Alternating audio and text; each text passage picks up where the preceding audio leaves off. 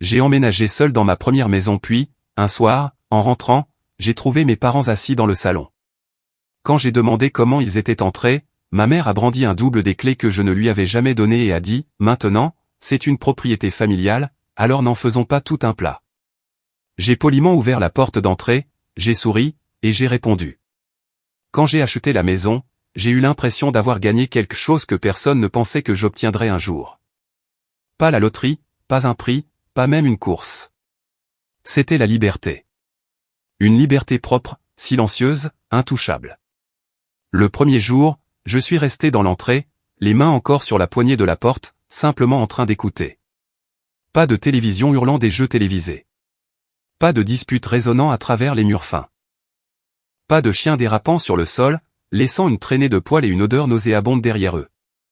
Il n'y avait que moi. Moi et cette maison pour laquelle j'avais payé, que j'avais planifiée, pour laquelle je m'étais battu. J'avais 34 ans. Je n'en étais pas fier. La plupart des gens déménagent une décennie plus tôt. Mais quand on grandit dans une famille comme la mienne, ce n'est pas seulement une question de finances. C'est comme essayer de nager en étant attaché à un canard. On peut se débattre autant qu'on veut, ils ont toujours cette corde. Mes parents ne me frappaient pas ou quoi que ce soit de ce genre. Ils se servaient simplement de moi, constamment. Toute ma vingtaine a été engloutie par des factures qui n'étaient pas les miennes, des corvées qui sont devenues des attentes, et une sorte de culpabilité qui était servie au dîner chaque soir. Chaque fois que j'essayais de prendre mes distances ou de dire non, ma mère me rappelait ce que signifiait la famille. Mon père appelait ça « faire ma part ». Ma sœur Julia levait simplement les yeux au ciel et me laissait avec le désordre. À 30 ans, je payais la moitié du prêt hypothécaire d'une maison que je ne possédais pas. Mon nom n'était même pas sur l'acte de propriété. Le chauffe-eau a lâché. Je l'ai réparé. Le chien, que Julia avait ramené à la maison à 16 ans, a déchiqueté le canapé. J'en ai payé un nouveau. Ce chien n'avait pas été lavé depuis des années et avait un problème qui l'empêchait de retenir sa vessie plus de 2 heures. Mais il faisait partie de la famille, alors il est resté. Le jour où mon prêt immobilier a été approuvé, je ne leur ai rien dit. J'ai fait mes cartons en silence. En partant, je leur ai juste dit que la facture d'Internet devrait être transférée hors de mon nom. Ma mère a cligné des yeux comme si elle n'avait pas bien entendu. Mon père a demandé ce que je voulais dire. J'ai dit, j'ai acheté une maison. Je déménage aujourd'hui. Et je suis sorti. Je m'attendais à une douzaine d'appels manqués. J'en ai eu 3. 2 de ma mère, 1 de Julia. Je n'ai répondu à aucun. La maison n'était pas luxueuse, mais elle était à moi. 2 chambres, un jardin clôturé, une piscine qui avait besoin de travaux mais qui contenait encore de l'eau. J'ai acheté un matelas, une table, quelques chaises et un canapé bon marché. Pas de télévision. Je ne voulais pas de bruit. Je voulais le silence, et c'est exactement ce que j'ai eu. Cette première semaine, j'ai eu l'impression de revivre. Je travaillais de longues heures, rentrais à la maison, préparais de vrais dîners, allumais des bougies, je me suis même remis à lire des livres. Je nageais presque tous les soirs, même si la piscine était trop froide. Parfois, je flottais simplement là, les yeux fixés sur le ciel, en pensant, c'est à moi. Tout ça. C'est à moi. J'étais prudent. Je n'ai donné l'adresse à personne. Je ne les ai pas invités. Je n'ai même pas posté de photos en ligne. Je voulais que cet endroit reste sacré, intact. Mais après 8 jours, le charme s'est rompu. Je suis arrivé dans mon allée vers 20 heures après une longue journée de travail et j'ai vu 2 voitures déjà garées là. L'une était sans équivoque celle de mon père. La bosse sur le panneau arrière était là depuis 2011. Je suis resté assis dans ma voiture pendant 1 minute, espérant me tromper. Quand j'ai ouvert la porte, l'odeur m'a frappé en premier. Ce mélange de chien mouillé, de linge sale et du parfum de Julia. Je suis entré et ils étaient là, mes parents, Julia et le chien, tous assis dans le salon comme si c'était le leur. Le chien était sur le canapé, en train de creuser dans les coussins. Ma mère pliait des serviettes que je venais d'acheter. Mon père sirotait dans une de mes tasses à café. Julia faisait défiler son téléphone, des écouteurs dans les oreilles. Il y avait des valises ouvertes, des sacs de courses et même un poulet rôti à moitié mangé sur la table que j'avais nettoyée la veille. Je me suis figé. Je ne pouvais même pas parler au début. « Comment êtes-vous entré ici ?» Ma mère a souri et a sorti une clé de sa poche, un double que je ne lui avais jamais donné. Maintenant, c'est une propriété familiale, alors ne compliquons pas les choses. J'ai fixé la clé, puis je les ai regardés. Ils avaient tous l'air si détendus, comme s'ils étaient complices d'une blague dont je ne faisais pas partie. Comme si tout cela n'était pas insensé. J'aurais dû crier. J'aurais dû leur dire de partir sur le champ, mais je ne l'ai pas fait. Je ne sais pas si c'était le choc, la culpabilité ou des années d'entraînement à simplement accepter les choses, mais j'ai hoché la tête. J'ai dit qu'ils pouvaient rester, juste pour un petit moment. Une semaine, me suis-je dit. Une semaine et puis ils partiraient. J'aurais dû changer les serrures cette nuit-là. Cette première nuit avec eux dans la maison, j'ai à peine dormi. Pas parce qu'ils étaient bruyants, bien qu'ils le fussent, mais parce que je n'arrêtais pas de fixer le plafond en me demandant comment diable j'avais pu laisser cela se reproduire. J'avais déménagé pour leur échapper. Maintenant, ils étaient dans mon salon, mangeant ma nourriture, dormant dans ma chambre d'amis comme si c'était un Airbnb que j'avais oublié d'avoir mis en location. Le lendemain matin, ils étaient déjà en mouvement avant que je ne me lève. Mon père était dans le garage, en train de réorganiser mes outils. Il disait que la disposition était inefficace. Ma mère était dans la cuisine, réorganisant les placards. Elle prétendait que ce serait plus fluide à sa manière. Julia était dans mon bureau. Mon bureau à domicile, avec son ordinateur portable branché et une tasse de café. Elle n'a pas demandé la permission. Je leur ai gentiment rappelé que ce n'était pas une maison de vacances. Ils ont dit qu'ils le savaient, qu'il restait juste le temps que les choses se calment. Quand j'ai demandé ce qui s'était exactement agité, personne ne m'a donné de réponse claire. Ils sont restés en pyjama la plupart de la journée, ont commandé des livraisons qu'ils n'ont pas payées et ont regardé la télévision assez fort pour couvrir mes réunions Zoom. Le chien avait déjà uriné 2 fois quand je suis rentré de mes courses. Une fois sur le tapis, une fois dans le coin du couloir. Ma mère a dit qu'il s'adaptait simplement au nouvel espace. Moi, je m'adaptais à être un invité dans ma propre maison. Au 4e jour, la situation a empiré. Ils ont commencé à tenir ce qu'ils appelaient des « réunions de famille » dans mon salon, sur mon canapé, avec moi dans le rôle de l'interroger. Un soir, mon père m'a demandé si je pouvais participer davantage aux courses, car Julia était entre 2 emplois et les temps étaient durs. Je l'ai regardé, interloqué. J'ai dit, je ne mange même pas ici la moitié du temps.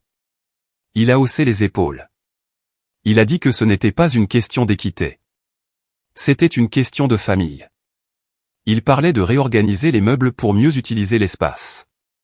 Julia a dit que le jardin était assez grand pour construire une petite cabane pour son entreprise de toilettage canin, même si elle n'avait rien toiletté d'autre que son propre ego depuis des années. Ma mère a suggéré d'installer une sonnette avec caméra parce qu'il voulait se sentir en sécurité. Je n'ai même pas demandé qui allait payer pour ça.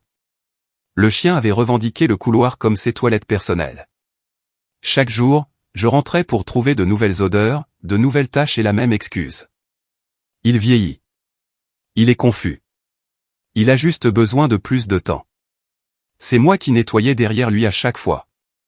J'ai essayé d'avoir une conversation avec ma mère le 7e jour. Je lui ai dit qu'il était temps de commencer à faire leurs valises. Elle m'a lancé ce long regard, comme si j'avais dit quelque chose de honteux. « Tu as tellement de place », a-t-elle dit. « On ne dérange personne. » Puis elle a fait une pause et a ajouté quelque chose qui m'a marqué, « Honnêtement, je pense que tu oublies que cette maison vient de nous. Tu ne l'aurais même pas si nous ne t'avions pas soutenu toutes ces années. » C'est là que j'ai su qu'ils ne se considéraient pas comme des invités. Ils pensaient avoir un droit de propriété, que les années que j'avais passées à payer leurs factures s'étaient en quelque sorte traduites en capital. Que ce n'était pas mon échappatoire. C'était juste une nouvelle scène dans la même pièce de théâtre, avec moi jouant le même rôle, l'aide, le pourvoyeur, le personnage secondaire. Une semaine a passé. Rien n'a changé. Je leur ai dit à nouveau, clairement, j'ai besoin de récupérer ma maison. Entièrement. J'ai besoin de récupérer ma vie. Mon père a dit que je faisais du drame. Ma mère a dit que je rendais les choses inconfortables. Julia a levé les yeux au ciel et m'a traité d'ingrat. Je ne me suis pas battu. Je n'ai pas haussé la voix. Mais cette nuit-là, j'ai commencé quelque chose d'autre, de plus lent. J'ai sorti mon carnet et j'ai commencé à tout noter. Date, heure, dégâts, commentaires, tout. J'avais fini de jouer gentiment. S'ils voulaient jouer un jeu de longue haleine, j'allais les battre à leur propre jeu. À la fin de la 2e semaine, le carnet était plus qu'un simple recueil de notes. Il devenait un dossier. Chaque conversation bizarre, chaque dommage matériel, chaque manipulation, tout y était consigné. Pas parce que je prévoyais de poursuivre qui que ce soit. Ce n'était pas mon style. Mais je savais que si cela se transformait en cauchemar juridique, ou pire, mental, j'aurais besoin de preuves, de quelque chose d'objectif, de quelque chose pour me rappeler que je n'étais pas fou, parce qu'ils essayaient lentement de me faire sentir que je l'étais. Ils ne se contentaient plus de vivre dans la maison. Ils se l'appropriaient. Mon père a ramené des outils de l'ancienne maison et a commencé à faire des améliorations. Il a percé un crochet dans le couloir pour y suspendre sa veste. Il n'a pas demandé, il l'a juste fait. Quand je le lui ai fait remarquer, il a dit qu'il pensait aussi installer quelques étagères, car l'entrée avait l'air vide. Julia appelait maintenant la chambre d'amis, sa chambre. Elle laissait son maquillage dans la salle de bain, ses cheveux dans le lavabo, utilisait toutes les serviettes propres, et quand je lui ai demandé de mettre ses vêtements dans un panier à linge, elle a répondu « Tu n'es pas mon propriétaire ». Techniquement, je l'étais, mais c'était ces petites choses qui commençaient à m'empêcher de dormir. Un soir, en rentrant, j'ai remarqué que la porte de ma chambre était entr'ouverte. Je la ferme toujours en partant. À l'intérieur, j'ai trouvé un de mes tiroirs à moitié ouvert. Quelques-unes de mes chemises avaient été déplacées. Mon déodorant était à un endroit différent. Personne n'a rien avoué. Le lendemain, j'ai changé la poignée de la porte pour une avec une serrure et j'ai gardé la clé sur moi. Ils l'ont remarqué. Ma mère a dit qu'il était triste qu'un membre de la famille ressente le besoin de verrouiller sa propre porte dans sa propre maison. Exactement, ai-je dit. Dans ma propre maison. Ils n'ont pas aimé cette réponse. Puis est arrivé quelque chose que je n'attendais pas. Je suis rentré du travail et la porte était verrouillée de l'intérieur avec la chaîne de sécurité. Pas seulement verrouillée, mais enclenchée. J'ai dû frapper pendant plusieurs minutes. Pas de réponse. J'ai appelé. Pas de réponse. J'ai envoyé un texto. Finalement, Julia a ouvert la porte, ses écouteurs sur les oreilles. Elle avait l'air agacée, comme si j'avais interrompu sa journée. Je suis entré et j'ai trouvé un planning imprimé collé sur le réfrigérateur. Un véritable planning. Ma mère l'avait fait sur Word, avec des horaires et des sections codées par couleur. Heure de silence de la maison, 21h et 7h. Pas de friture après 20h. Piscine fermée pendant les appels professionnels de la fratrie. Heure de lessive réservée à Julia. Week-end uniquement. Miroir de la salle de bain, politique d'utilisation partagée. Cela se lisait comme le manuel d'un dortoir partagé. Sauf que je ne partageais rien. J'étais le putain de propriétaire. Je n'ai rien dit tout de suite. J'ai juste fixé le planning, puis les gens qui l'avaient créé. Ils ne plaisantaient pas. Ils ne s'excusaient pas. Ils croyaient vraiment que c'était maintenant un environnement partagé. Comme si je les avais invités. Comme si tout cela était une situation de vie collaborative et non la maison pour laquelle j'avais économisé et m'étais saigné. Cette nuit-là, je me suis assis dans ma chambre verrouillée avec mon carnet et j'ai commencé une nouvelle section intitulée « Limite violée ». J'étais encore en train de réfléchir à ma prochaine action quand le moment le plus étrange de la semaine est arrivé. J'ai reçu une alerte de fraude de ma banque. Tentative d'achat de $312. Animalerie. Rejeté. Cela incluait de la nourriture pour chiens, des friandises et quelque chose appelé « gilet d'animal de soutien émotionnel certifié ». Je suis rentré directement à la maison. Pas de texto, pas d'appel. J'ai juste conduit. Quand je suis entré, Julia était assise sur le canapé avec le chien, souriant comme si elle venait de résoudre la faim dans le monde. Le chien portait un gilet bleu sur lequel était écrit en grosses lettres blanches « Animal DE soutien émotionnel ». Je lui ai demandé ce que c'était. Elle a dit que cela signifiait que je ne pouvais pas les expulser sans une procédure en bonne et due forme. Elle a dit qu'elle l'avait enregistré en ligne et que si je rendais les choses difficiles, elle pourrait prétendre que le chien avait des droits. Des droits. J'ai demandé où elle avait trouvé l'argent pour ça. Elle a souri et a dit qu'elle avait utilisé ma carte. Elle a dit qu'elle s'était dit que ça ne me dérangerait pas, puisque j'avais toujours aidé la famille auparavant. Je l'ai fixé, ainsi que le chien et le gilet. Ce moment a été comme un déclic final dans mon cerveau. Il ne restait pas jusqu'à ce que les choses se calment. Il s'installait. Revendiquant un territoire, créant des règles, instrumentalisant la dynamique familiale, transformant les zones grises juridiques en avantages tactiques. Je n'ai pas crié. Je ne me suis pas disputé. Au lieu de cela, je suis resté là une longue seconde et j'ai dit « d'accord ». Puis je suis sorti, je me suis assis au bord de la piscine et j'ai appelé un avocat. Je lui ai tout raconté. Il m'a demandé si j'avais des documents. J'ai dit « j'ai tout un livre ». Il m'a expliqué les règles. Tant qu'il ne payait pas de loyer et n'avait pas de bail, il n'était pas protégé par le droit des locataires. Mais les faire partir sans se battre nécessiterait quand même de la planification. Je devais éviter les menaces, éviter la confrontation, et surtout, éviter de leur donner le moindre levier pour invoquer le harcèlement ou un préjudice émotionnel. Surtout maintenant avec l'histoire du chien. L'avocat a dit quelque chose que je n'oublierai pas, vous n'êtes pas seulement en train de faire partir des gens. Vous démantelez une structure de pouvoir. Faites-le chirurgicalement. J'étais d'accord. Alors, j'ai élaboré un plan. Silencieux, lent, précis. Que les jeux commencent. Je me suis mis à me lever plus tôt, non pas parce que je le voulais, mais parce que je le devais. C'était le seul moment où je pouvais réfléchir. Ils dormaient tous tard. Julia ne sortait généralement pas du lit avant midi, à moins d'avoir un faux entretien à préparer. Ma mère déambulait vers 10 heures pour faire du café et critiquer la marque que j'achetais. Mon père prenait son temps pour ses étirements matinaux dans le salon, utilisant ma serviette de bain comme tapis de yoga. Donc, si je voulais une heure de silence, je devais être debout à 6 heures. C'est là que la vraie stratégie a commencé. L'avocat m'a donné une liste de contrôles. La première chose, c'est de fournir tout ce qu'il pourrait prétendre être partagé. Services publics, nourriture, fourniture. Si je voulais qu'ils partent, je devais faire comprendre subtilement que leur présence ne faisait pas partie d'un arrangement. Pas de courses partagées, pas de corvée, pas d'attente. J'ai donc fait exactement cela. J'ai vidé le réfrigérateur, jeté tout ce que je n'avais pas acheté moi-même, réétiqueté les étagères, une pour moi, un espace vide en dessous. Ensuite, j'ai acheté un petit mini-réfrigérateur et je l'ai mis dans ma chambre, rempli de ce dont j'avais besoin. Quand Julia a demandé pourquoi il n'y avait pas de lait, j'ai simplement dit que je n'en avais pas eu besoin. J'ai changé le mot de passe du Wi-Fi. Mon père l'a remarqué instantanément. Qu'est-ce qui ne va pas avec Internet? J'ai haussé les épaules. J'ai dit que je le dépannais. Peut-être que je changeais de fournisseur. Pas encore sûr. Je lui ai dit que je le tiendrais au courant quand ce serait rétabli. Il avait l'air agacé. Ma mère avait l'air méfiante. J'ai remplacé les ampoules de la chambre d'amis par des ampoules orange à faible intensité que j'ai trouvées dans un bac de déstockage. J'ai laissé la bouche d'aération à moitié fermée. J'ai commencé à faire la lessive tard le soir pour perturber le planning que Julia avait scotché sur le frigo.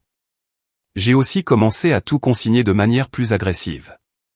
J'ai pris des photos des nouvelles tâches, daté les photos, j'ai même comparé mes factures de services publics, notant quand elles augmentaient, et j'ai envoyé des copies de toutes à mon adresse email, au cas où.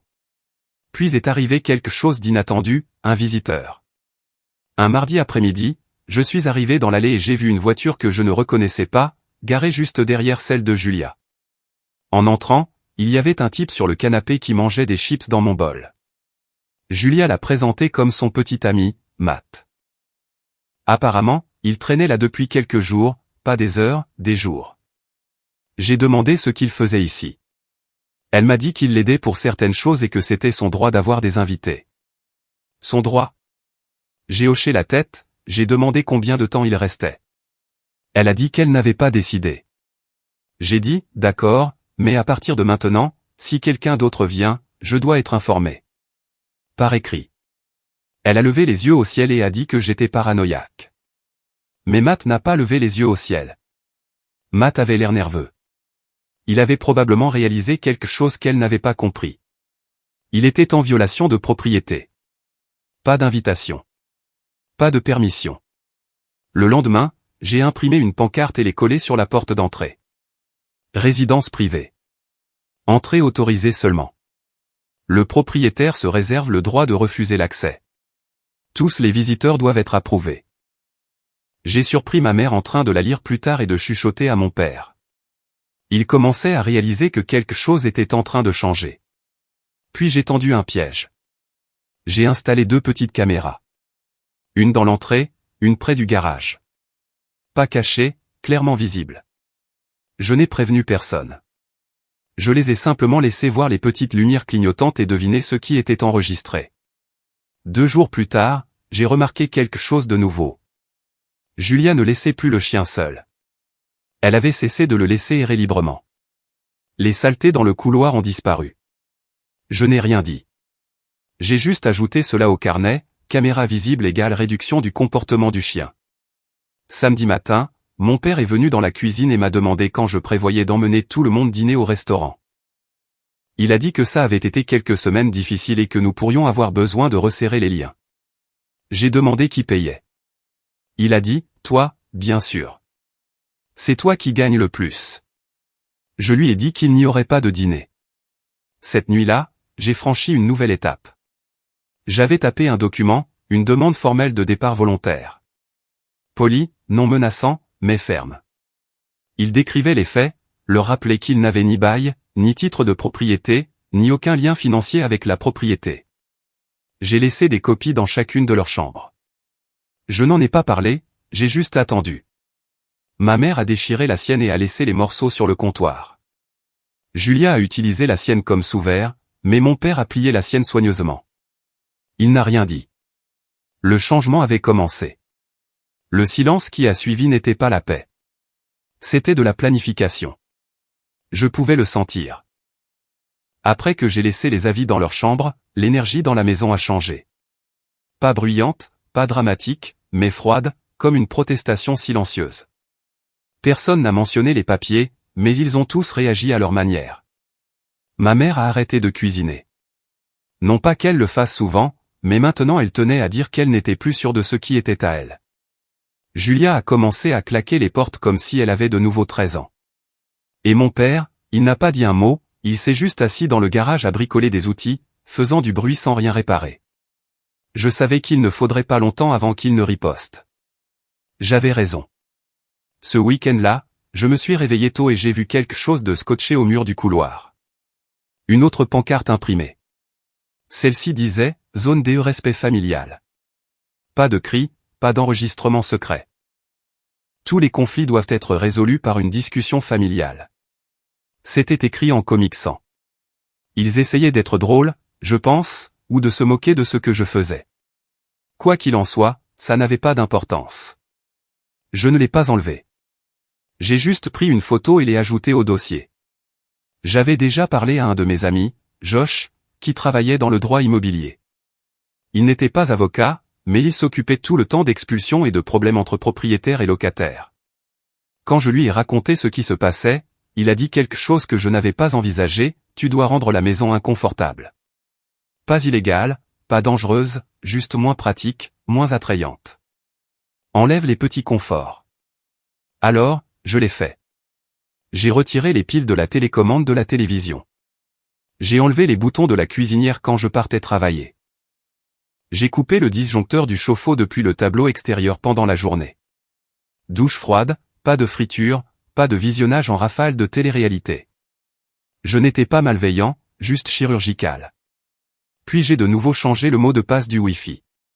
Cette fois, quand ils ont demandé, j'ai dit qu'il était en maintenance. Julia a pété les plombs. Elle a dit qu'elle avait des entretiens à venir.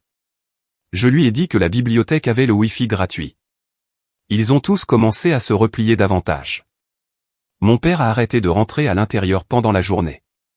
Il s'asseyait dehors à fumer, marmonnant pour lui-même. Ma mère est devenue passive-agressive.